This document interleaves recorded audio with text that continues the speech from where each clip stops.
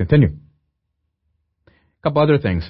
There are different types of Bartter, and I wish I could tell you that that's all that you needed to know. With Bartter, first and foremost, what's my foundation? Problem with thick ascending limb, sodium potassium 2 chloride. It's a problem with the concentrating ability, and it's a problem with hypercalciuria, much more so. So far, so good. We have what's known as, 1, 4, and 4. There's different types, okay?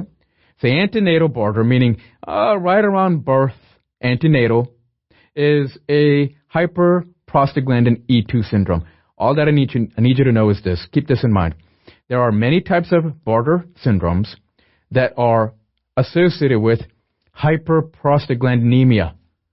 Why is that important? Because at some point, remember, our entire course here in pathology is you being a doctor, you being able to identify your patient based on knowing the normal, abnormal, at least be able to know a little bit of management, okay? Because otherwise you miss questions, and you don't want that. So you will have many Bartter syndromes that are associated with what's known as hyperprostaglandinemia, okay? Now, if you want to know 1, 4, and 4B, that's fine. It might be a little bit too much detail, but keep in mind hyperprostaglandin. Now, what is important is you want to know these genes. It's called CLC, meaning to say the chloride cotransporter channel, highly expressed in the inner ear to maintain high potassium concentration endolymph. Why is that important? Because in these conditions, 4 and 4B types of Bartter, keep this in mind because these are distinguishing features that I can't even tell you how important this is clinically. Boards and wards, and they just love asking questions like this. And if you answer this, do you see as to how you will be a shining star? So here, 4 and 4B type of what's known as Bartter syndrome, apart from having hyperprostaglandinemia, these chloride channels, CLCK, K standing for potassium, is also necessary for proper endolymph in the ear to have hearing and vibration. And if you don't have these channels working properly, not only are you going to have issues in the kidney, but then you have issues in the ear. Stop there. Now, this might be your very first time that you've heard of this. You've heard it here, and you'll be asked. And when you're seeing this, and you're hearing this, and you're getting questioned, and you are so confident about getting this right, you will feel good. Point being is, there's another issue in cardiology in which we talked about how you might have long QT syndrome. Do you remember this? Long QT syndrome and deafness. And that was called Lang-Nielsen. In Lang-Nielsen, it's congenital QT syndrome associated with deafness. Romano Ward was congenital long QT syndrome without or no deafness. So do you see as to how these distinguishing features are things that are so loved to be asked? So here we have Bartter syndrome, and you have type 4, 4B associated with deafness. You want to know CLC-KA. Move on. Epidemiology, clinically, your patient here, antenatal, childhood. Now, overall, though, understand that Gittleman syndrome is much more common than Bartter, but at least know these distinguishing features of Bartter before moving on to Gittleman. Let's move on. In type 1, antenatal Bartter syndrome, things that you want to keep in mind. First, off the back, we've talked about sodium potassium 2 chloride 2 gene. Stop there. Next, pay attention to what's happening here. Overall, you lose your potassium, hypokalemia. You have hypomagnesemia. And do you remember as to what your level of aldosterone is? It's increased, right? In the hopes of restoring that blood pressure.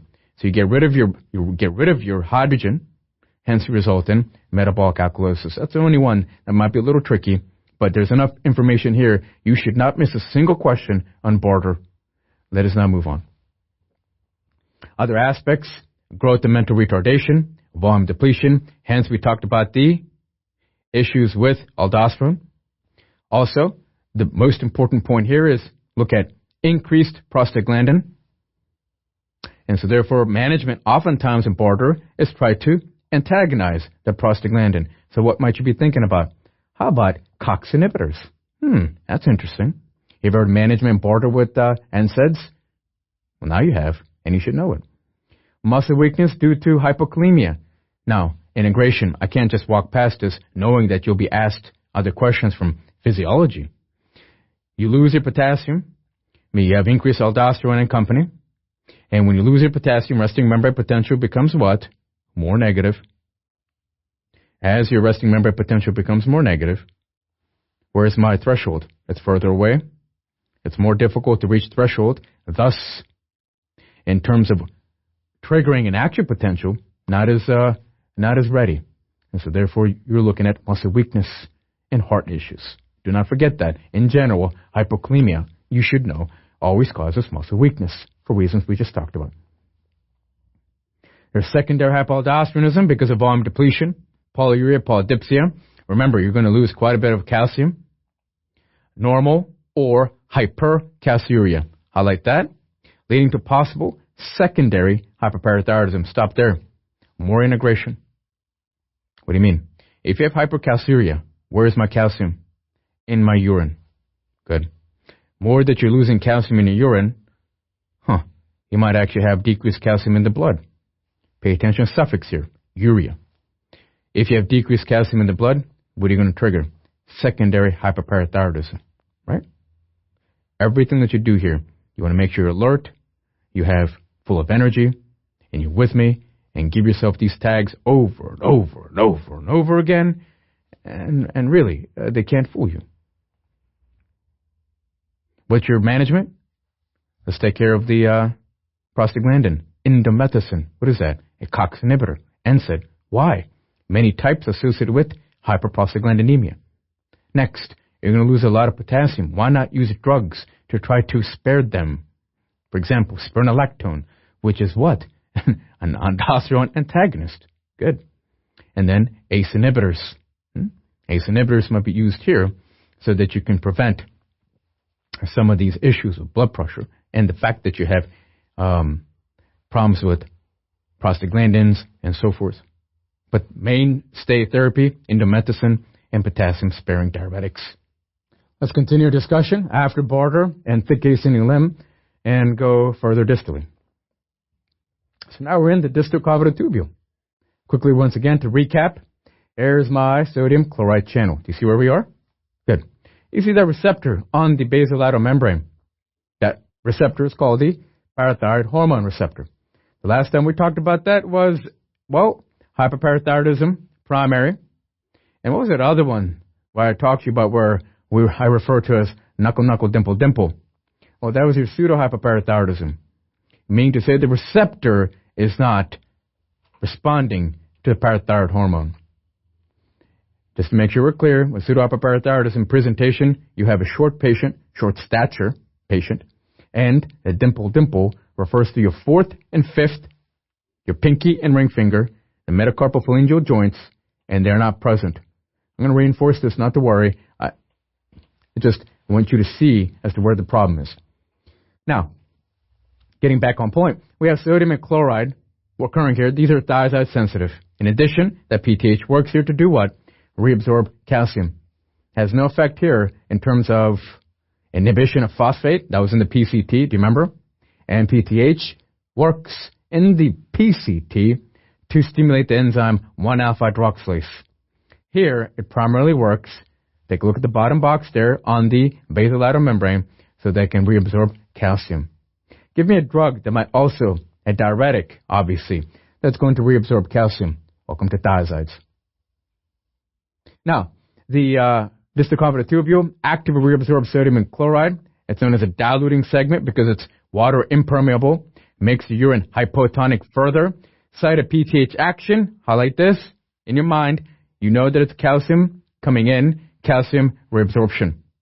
So therefore, in a condition such as primary hyperparathyroidism, there's too much activity on that receptor by PTH. Thus, there's going to be increased reabsorption of calcium. Let's stop there for 1 second. And you give me a paraneoplastic issue that's going to increase production of not exactly PTH, but PTH-like. Good. Squamous cell cancer of the lung. Give me another one. Renal cell cancer of the kidney, obviously. So RCC, renal cell cancer, squamous cell cancer of the lung.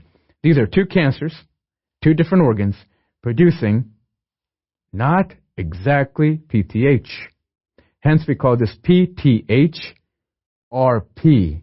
The operative word, RP. It's a related peptide to PTH. Does it work on that receptor? Yes, it does. So therefore, will it reabsorb calcium excessively? Yes, it will. Is PTH RP same thing as PTH? No, it's related, but it's not the same thing. Are we clear? Why? How are you going to interpret the labs here? You find excessive calcium, hypercalcemia, with PTH-RP, and that excess calcium tells my parathyroid to do what? Shut down. Interesting, isn't it? So you have increased PTH-RP, increased calcium, but a decrease in actual PTH. Do not forget that. We'll reinforce it. You can see that we're adding more and more pathology through every single slide and every single concept. Build, build,